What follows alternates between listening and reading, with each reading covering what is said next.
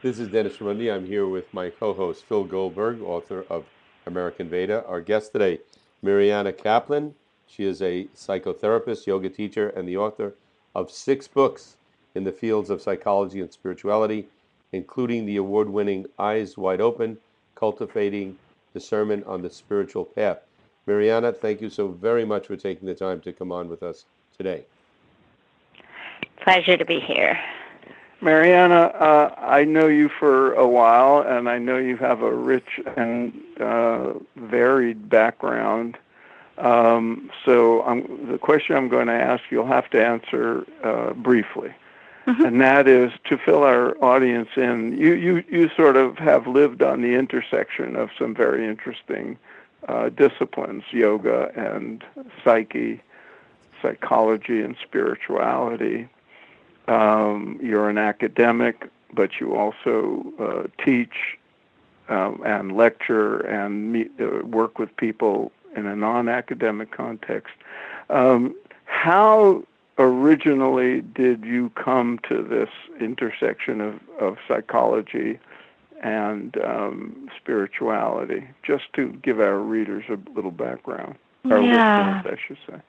Yeah, I mean, at this point in midlife, I feel like I've been raised by the subjects of psychology and yoga and its broader context of spirituality. Mm-hmm. So I think I came to it, like many people, through suffering, through longing, through being a child with big existential questions that nobody in my very conservative upbringing were prepared to meet. And so I started the spiritual path very young, very naive, as most of us are when we begin the path at any age.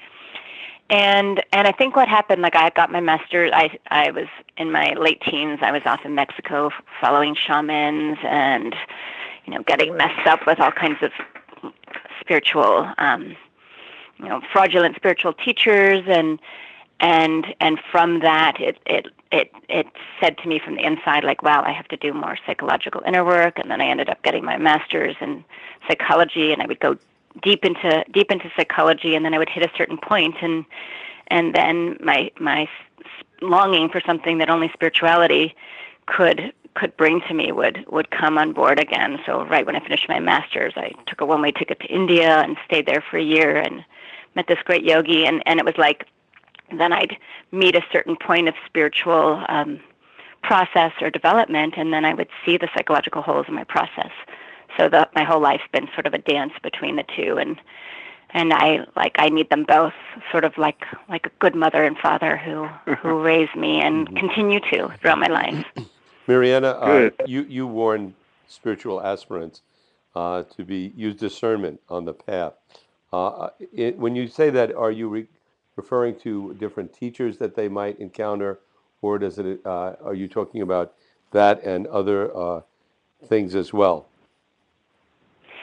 Yeah, when I wrote this book several years ago called Eyes Wide Open, Cultivating Discernment on the Spiritual Path that you mentioned, I spent a long time with my publishers, sounds true, working on whether to include discernment or not in the title, because the pro for it was that that's actually what the book was about, and the con was that we didn't know if enough people would know what that meant. Mm-hmm. And it just wasn't being discerning enough to know what discernment meant. Well, it wasn't being talked about enough yet. Yeah. But then we made the judgment call that by naming it like that, we were helping to put it on the map. And interestingly enough, that book came out 6-7 years ago, but more people are talking about discernment on the path. And so to answer your question, definitely not only about teachers.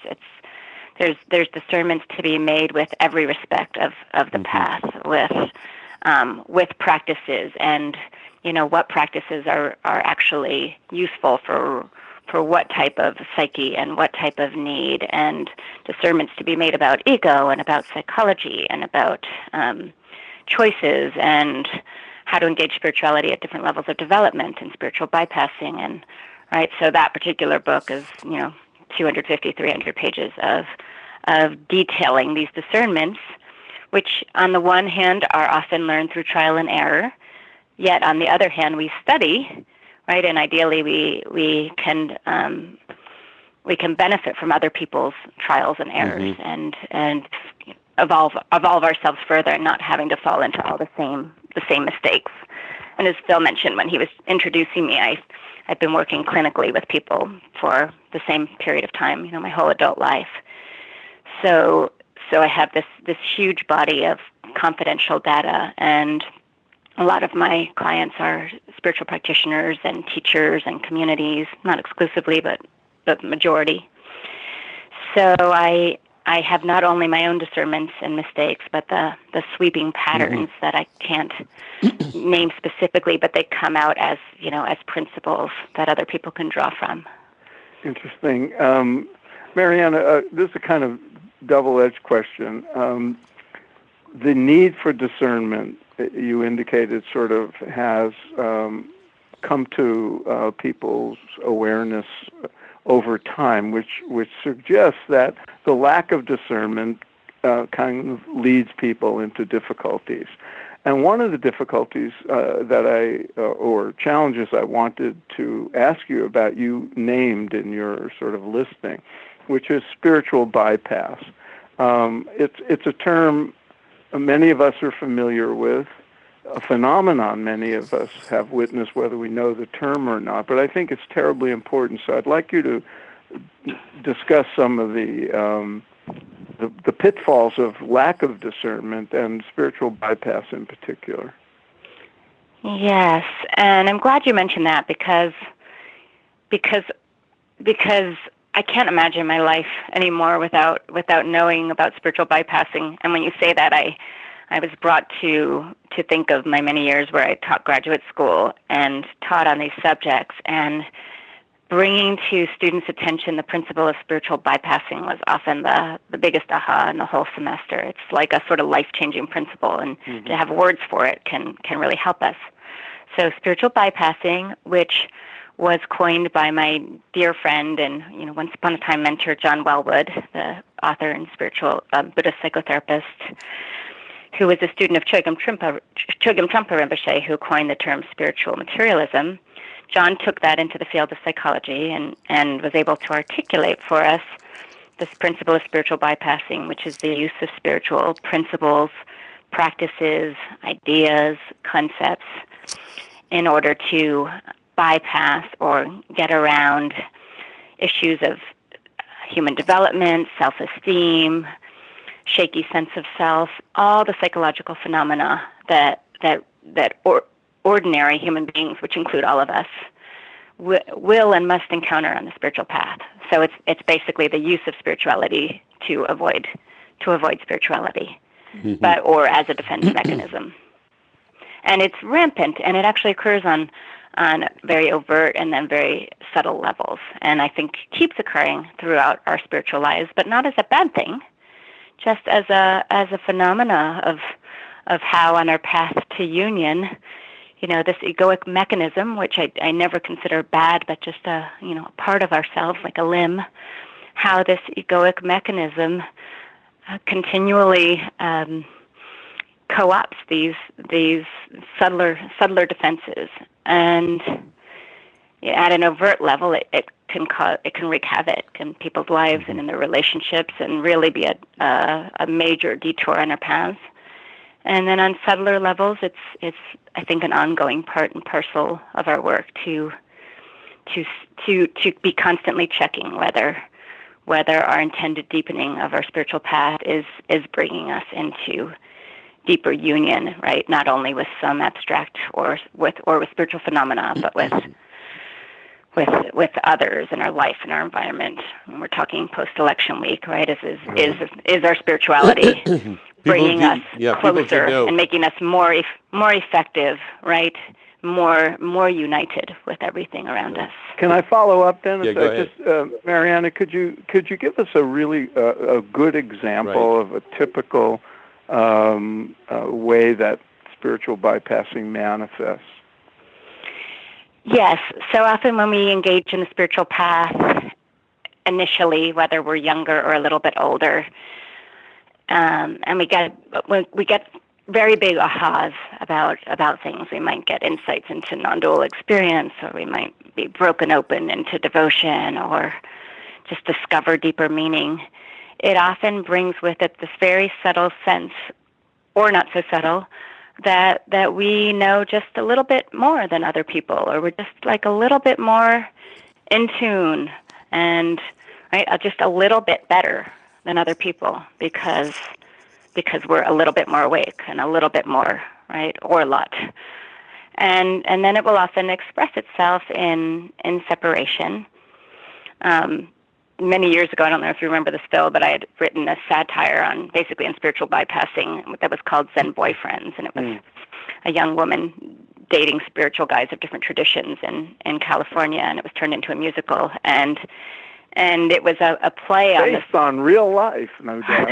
Based on my real life and many people's real lives, which is why it had so much resonance. It traveled around the world, and I was like, wow, there's spiritual Zen boyfriends in Japan and Italy, and it was playful, but it was a real thing that happens. Like, especially, let's use the example of a non-dual tradition, right? And somebody has this awakening, and then they're in an argument with their partner, and they're getting mad, and it's like the partner says, "Who's the you that's getting mad?" Right? And the other partner says, "I'm the me that's getting mad. What are you talking about?" And then the partner says, "Well, who is this you? Go deeper." And then the other partner proceeds to get angrier because spirituality is being used as a defense, and the variations on it are endless. In Eyes Wide Open, I did a chapter on spiritually transmitted diseases, STDs, and right. and I made an initial list, but over the years, people are writing, saying, "How about this one? How about this one? How about this one?" And for me, always, like from my first real spiritual book in the field, which was many years before it was called Halfway Up the Mountain: The Error of Premature Claims to Enlightenment, I've always felt like uncovering these obstacles is a very positive, forward-moving process. So even though the news may be daunting at first, it's like peeling away layers of obscuration that lead to greater clarification. So it's like an inverted journey toward awakening rather than straight linear up. It's like peeling down to get to something real. Mm-hmm. Mariana, I wanted to mention to our listeners, you mentioned it's election week, or actually it's a week after the presidential election 2016, so people have a frame of reference for where we're at right now, and maybe not a time of much unity. But I wanted to ask you, if you're somebody sees you in your capacity as a psychotherapist, and they ask you directly, I have no spiritual practice, I have no spiritual exercise that I am involved in, and I think, this would be good for me. What do you recommend to them?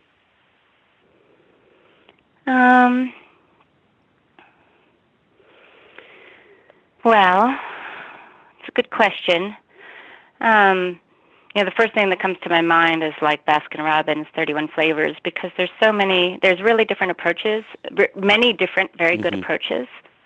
And like finding a good partner or a therapist or a good anything vocation, the question of what you're actually going to resonate with is very important.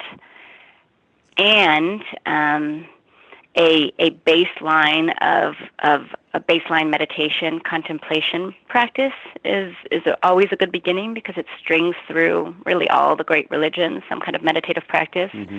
And fortunately, these days we have at our fingertips all of this mindfulness practice, and with the click of a Google, you can be guided into a simple, especially body-centered, like these body-oriented mindfulness, becoming aware, learning to become aware of the body and the breath, and a very, very simple, grounded meditation practice.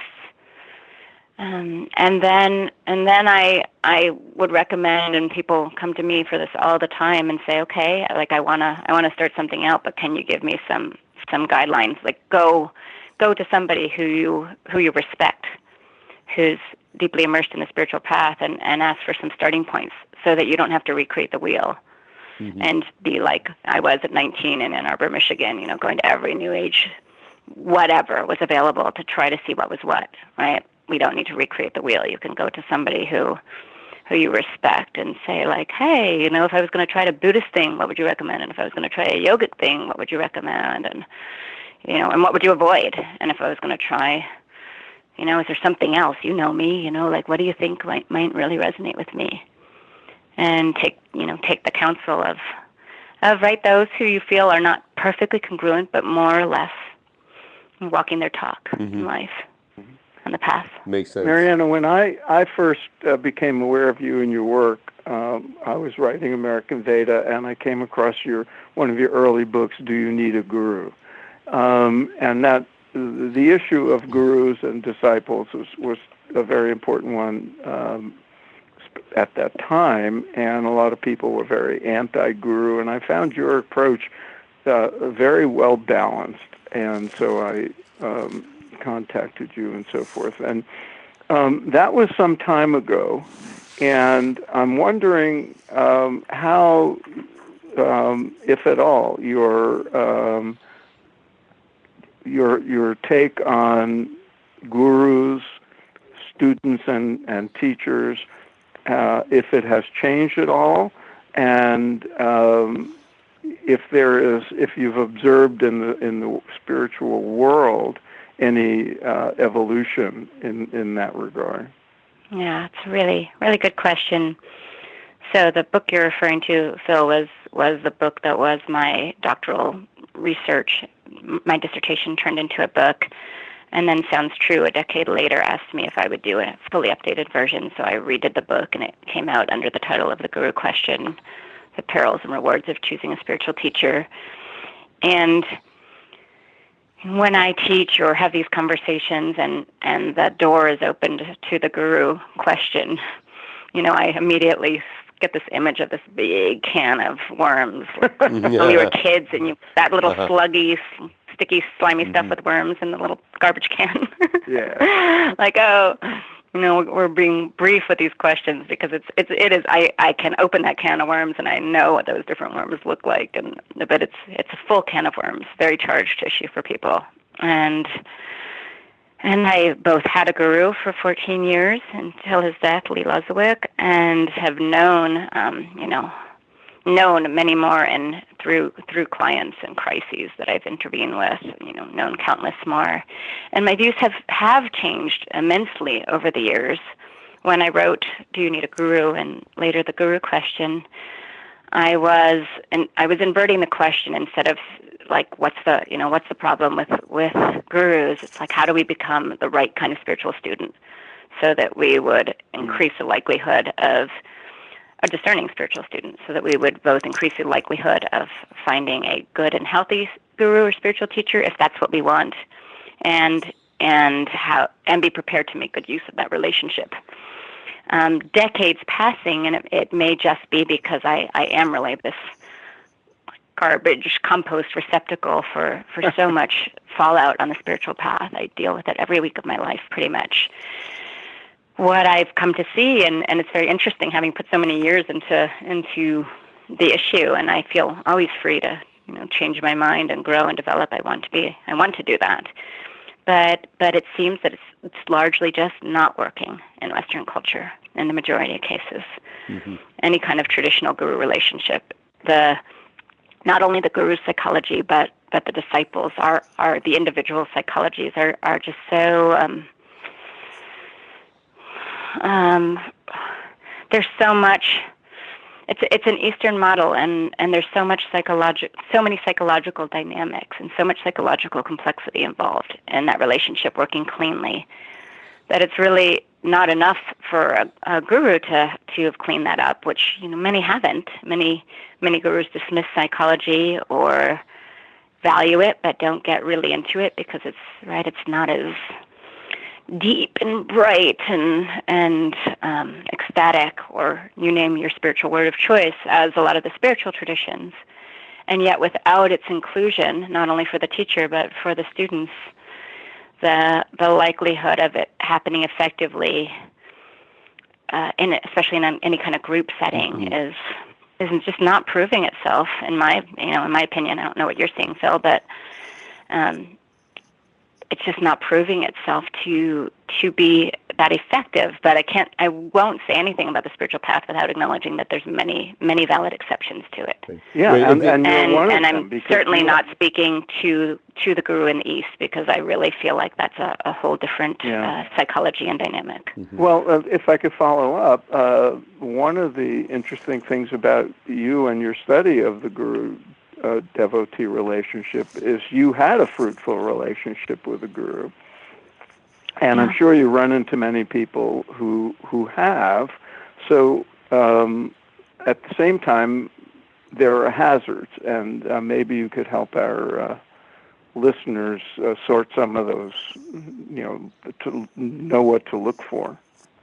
I mean, a lot of the hazard is that there's not so many great teachers around. I mean, I live in the San Francisco Bay Area, and I can't tell you how many times people over the years have approached me and said, I really am looking for a guru or a good spiritual teacher, but I don't want to cross a bridge. Mm-hmm. Who can you recommend in Berkeley or Marin? And, I think, I don't say, but I think, wow, I travel to all corners of the earth. If you have a parent, you have a family, it's not necessarily going to be available, but I travel to all corners of the earth. We can't talk about bridge traffic or, those kind of limitations because to find a really good teacher, it's not that we have to. I spent years with my teacher, but that's also not possible. But the integrous, fairly integrated, I'm not even talking about enlightened, but enlightened in some respects and not too unenlightened in other respects, gurus without scandal, and who have their issues in line in terms of the scandals where there's sex, money, and power in that order, or sex 90%, and then money and power tied for the other 10%. There's some, but when I get asked these recommendations, I'm often a little bit stumped. Right. And then the ones who I want to recommend have 1,000 or 2,000 students, and they're never going to get direct contact with them because those people have so many students because the other gurus are not able to really sustain their integrity over time. Right. And I'm again open to the exceptions on that, but it's a tricky one. But what can we replace that with? It's not just killing the whole issue, but the thing that I think we can replace it with, which has its own pitfalls, is both learning how to realistically determine what we want, need, and can realistically get from a given spiritual teacher, and what is not plausible. Mm-hmm. Yeah, what I'm hearing from you. Go ahead. Yeah, what I'm hearing from you, Mariana, is look, if you can get a good guru, there's nothing better. It's fabulous. But if you can't, you can still progress on the spiritual path, and you don't absolutely need a guru. And if you do seek a guru, lower your expectations because they might not be able to deliver everything. And just a follow up to that. But not quite that. I don't know. When you frame it back, I think, well, I can't imagine my life without having and continuing to benefit strongly from various spiritual teachers. Mm-hmm. But that's different. So there, you're distinguishing between spiritual teachers and the classic sort of Eastern model of guru-disciple surrender. Yeah, and right, I will seek out a teacher because I need further instruction in meditation, or I need further instruction in yoga, or I don't understand pranayama, or I, have a longing to go where the Tibetans went with visualization, and so forth. And I think we always need to be humble enough to recognize that on this great path, there are people. I am a therapist to people who are far more developed in certain areas of spirituality than I am, and it's just important to, right, which is why we need discernment and why there's no great shortcuts on the spiritual path. Right. Because you can write or read a book on discernment, but then you have to dig in the ground and discover it through your own experience. Dennis, go ahead. You were going to ask. The other question I had was, when you use the expression spiritual path, which you use, I assume when there's a path, there's an end goal, or is it an endless path? I mean, if there's somebody says to you, wants an introduction to spirituality, practice this and grow spiritually, but is there an end goal? Is there an enlightenment or some point where the path has come to an end? The best way I can answer that is with a very, very short story, which is one of the greatest gifts that I've encountered on my life on this spiritual path or journey is when I was on this one-way ticket in India when I was 25 years old, wandering around looking for God. By happy chance, I both ran into my own teacher, my own guru, who became my guru of many years, and his guru, who was a South Indian saint named Yogi Ram Surat Kumar, who lived in Tiruvannamalai, South India. He died in 2001. And I ended up spending the better part of a year in the very close proximity of this yogi. And in all of my years in all of my functions on the path, I've never been privy to mastery of that degree. And although I was almost too young and not quite spiritually experienced enough to know exactly what I was encountering, I knew that, and I just tried to note and take in as much as I could as a reference point from this yogi. And what I got to see above all, I would say, in those 9 months was the example of a great practitioner. The yogi had this, whatever is often referred to as enlightenment. He had this great shift of consciousness about over 40 years before I had met him. I met him in his 70s, and he never talked about it this way, but his enlightenment around 30. And he never stopped. It was like whatever happened to him resulted in increased energy and sort of velocity of expansion. And I witnessed day in and day out any concept of a top end of where the path would go, or just repeatedly just be uprooted. And I saw with total conviction that there's no end to the path, and no end to expansion, and no landing point. And I wish I could share more than words what it was like to see somebody like that. And it was this huge gift because it protected me my whole life. It has protected me from a perception of arrival at whatever state I'm in or stage. It's like I've seen, an example of what is possible, and it's sort of humbling on a lifelong basis, and in that sense, comforting. Yeah, that's great. I don't have to try to be somebody, and when I see all these people arriving, I look at them, or I'll spend some time with them, and then I'll have the reference inside for the yogi, and that notion of arrival, I think, is one of the great pitfalls on the path, because then it stops further development. Interesting, and when you said that, I recalled, and I looked it up while you were speaking. In the page where I mention you and your guru Lee Lozowick, who I should add was an American. I say that I looked at his website, and the whole website at that time consisted of just this: if you're looking for enlightenment, look somewhere else. Yeah, that was Lee. Couldn't be bothered with enlightenment. That's great. He wanted people like walking their talk and integrating at progressively deeper levels and becoming more effective agents of service and transformation and discernment in the world. Speaking of that kind of integration, maybe you could tell us about your yoga and psyche project. Yes, that was the last 10 years of my life. With Lee and under the guidance of the yogi, I kind of entered the yogic path through a different door than is common in America. I entered it through the meditation and the trainings more in the energetic realms. And only later did I get into physical yoga, later being 30. Um, so ever since then, I've just pursued yoga, ongoingly. It's like so many people who love the yogic path. It just becomes this sort of lifelong best friend or profound relationship that just continues to deepen and grow over the years. So, but always, as I explained from the beginning, in tandem with the psychological work. So about 10 years ago, I started teaching workshops through the California Institute of Integral Studies, where I taught for many years on the integration of yoga and Western psychology.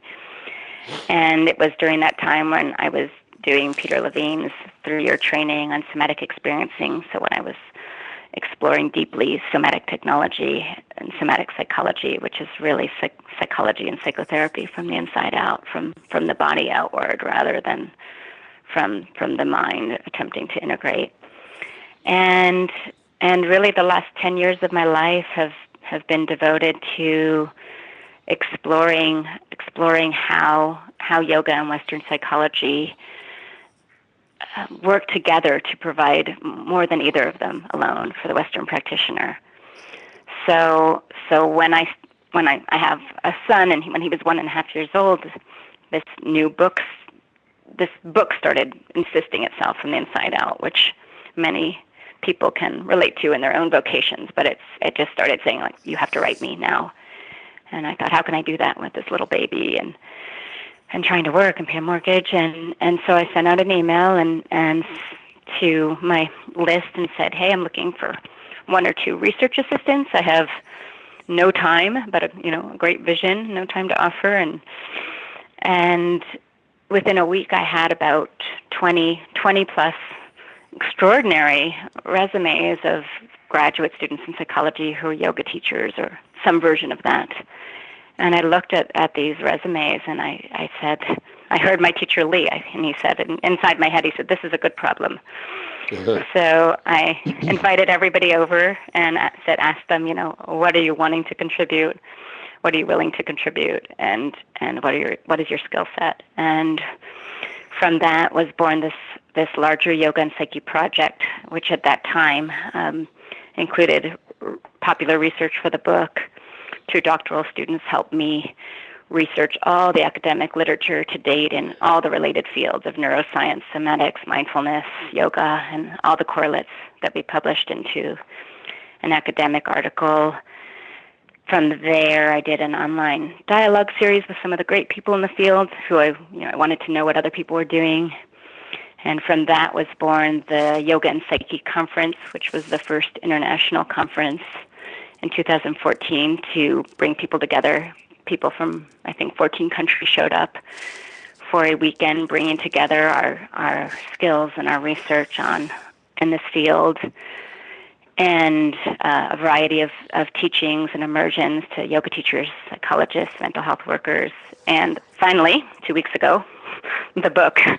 All those things kind of got not in the way, but because I had all of this wonderful support, I felt like I wanted to make use of it. And then finally the book, which fortunately had those several years of all the other research coming into it.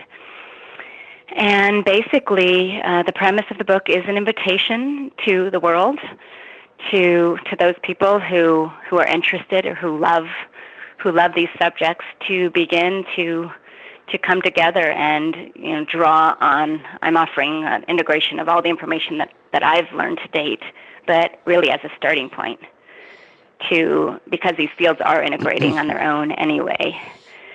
So to consciously come together and collaborate in various ways to evolve this integration of these 2 fields together. Great. And we should add that it's not just a book, but it's a project, and they can learn more about it on your website, which is realspirituality.com. Realspirituality.com. Yeah, it's a project, and it's not a fixed project. It's a living, right? It's a living project that is completely influenced by all the wisdom and passion that comes to the table. I don't know where it will go, and I don't need to, because I trust these subjects so much. Right.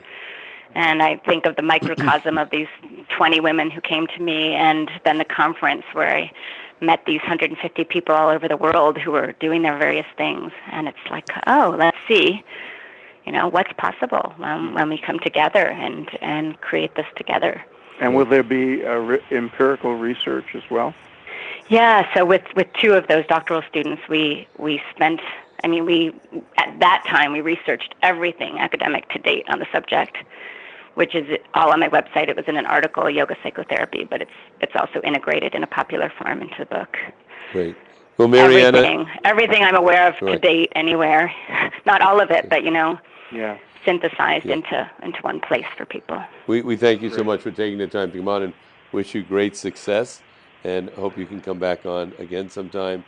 And I repeat that at our website, spiritmatterstalk.com, we'll have this all posted up. And thank you again, and continued success. I did want to mention, Phil mentioned my website, but I took the last year on sabbatical to finish the book, and in April I'll be doing the first public immersion on the integration of this material, both in the San Francisco Bay Area and also with an online adaptation of it. So it'll be a local and international course.